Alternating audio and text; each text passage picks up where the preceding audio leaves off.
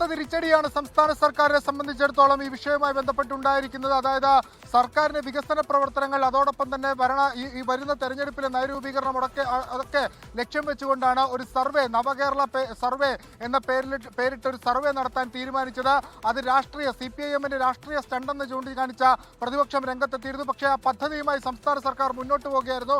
അതിൽ CPIM പ്രവർത്തകരെ വോളണ്ടിയർമാരാക്കി പഞ്ചായത്തുകൾ കേന്ദ്രീകരിച്ച്, ആളുകളുടെ വീടുകൾ കേന്ദ്രീകരിച്ച് പ്രവർത്തിച്ച് ഈ സംസ്ഥാന സർക്കാരിന്റെ വികസന നേട്ടങ്ങൾ എപ്രകാരം ജനങ്ങളിലേക്ക് എത്തിയിട്ടുണ്ട്, അവരുടെ റെസ്പോൺസ് എന്ത് തുടങ്ങിയ കാര്യങ്ങളൊക്കെ അതുമായി ബന്ധപ്പെട്ട് സമാഹരിക്കുകയായിരുന്നു ലക്ഷ്യം. അതിനെതിരെയാണ് KSUവിന്റെ സംസ്ഥാന പ്രസിഡന്റ് അലോഷ്യസ് സേവ്യർ അടക്കമുള്ള ആളുകൾ ഹൈക്കോടതിയിൽ ഹർജിയുമായി എത്തിയത്. അതായത് ഇത് ഭരണഘടനാ വിരുദ്ധമാണ്, സംസ്ഥാന സർക്കാരിന്റെ പരിപാടിയല്ല, ഇത് കേവലം രാഷ്ട്രീയ സ്റ്റണ്ടാണ്, CPM-ന്റെ രാഷ്ട്രീയ പ്രചരണത്തിന് വേണ്ടി പൊതുഖജനാവിലെ പണം ഉപയോഗിക്കുന്നു തുടങ്ങിയ കാര്യങ്ങളൊക്കെയാണ് ഈ ഹർജിയിൽ ഉന്നയിച്ചിരുന്നത്. കഴിഞ്ഞ ദിവസങ്ങളിലൊക്കെ അതുമായി ബന്ധപ്പെട്ടുള്ള വിശദമായ വാദം ഹൈക്കോടതിയിൽ നടന്നിരുന്നു.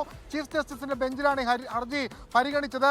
ഏറ്റവും ഒടുവിൽ ഇന്ന് അതിന്റെ വിധി വരുന്ന ഘട്ടത്തിൽ ആ ഹർജി അംഗീകരിച്ചുകൊണ്ട് കോടതി ഈ നവകേരള സർവേ റദ്ദാക്കിക്കൊണ്ടുള്ള ഉത്തരവ് പുറത്തിറക്കിയിരിക്കുന്നതിൽ പ്രധാനപ്പെട്ട രണ്ട് കാര്യങ്ങൾ ചൂണ്ടിക്കാണിക്കുന്നു. ഒന്ന്, ബജറ്റിൽ ഇതുമായി ബന്ധപ്പെട്ടുള്ള അലോക്കേഷൻ ഇല്ല. ഒപ്പം ധനകാര്യ കമ്മീഷന്റെ അംഗീകാരം ഈ സർവേ നടത്തുന്നതിന് വേണ്ടിയിട്ടില്ല. അതുകൊണ്ട് തന്നെ ഇത്തരത്തിലൊരു സർവേ നിയമവിരുദ്ധം എന്ന് കോടതി ചൂണ്ടിക്കാണിച്ചുകൊണ്ടാണ് ഇപ്പോൾ ഈ സർവേ റദ്ദ് ചെയ്യാനുള്ള നടപടിയിലേക്ക് ചീഫ് ജസ്റ്റിസിന്റെ ബെഞ്ച് പോയിരിക്കുന്നത്.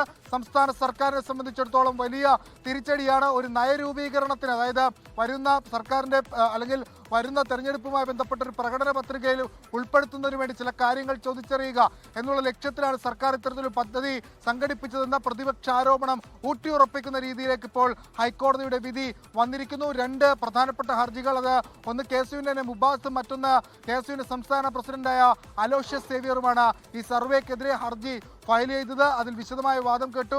അതിലാണ് ഇപ്പോൾ ഒരു തിരിച്ചടി സംസ്ഥാന സർക്കാരിന് ഉണ്ടായിരിക്കുന്നത്.